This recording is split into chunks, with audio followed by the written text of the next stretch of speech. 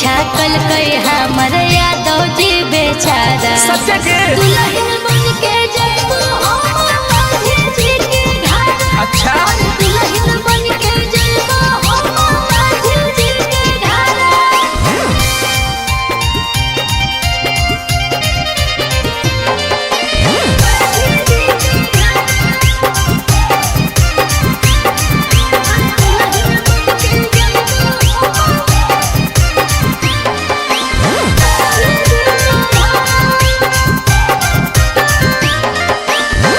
कहलागी खोजो होके माझी भाता गे माझी जी के बेटवा हो गई बड़ी रंगदार रे। ये बात है दवा के साथ जो अच्छा कहलागी खोजो होके माझी भाता गे माझी जी के ललना हो गई बड़ी रंगदार रे। आगे छौड़ी के बनते महतो के सहारा आगे छौड़ी कैसे अब रहते रह जहबारा।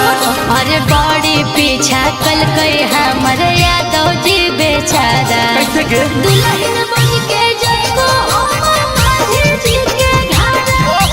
दुल्हन बन के जइबो हम माझी जी के घर।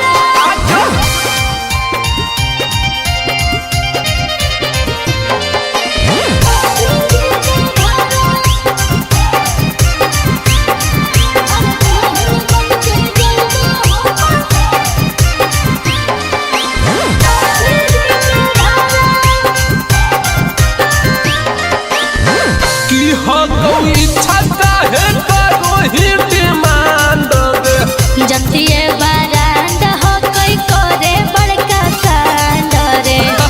ये तो लो की गे बुझले की हो कोई इच्छा काहे करो ही डिमांड गे जतिए बारांड हो कोई करे बड़का कांड रे। आगे छौड़ी छोटुआ अब घुमा तवा बारा। अच्छा। आगे छौड़ी मोनी सबा घुमा तवा बारा।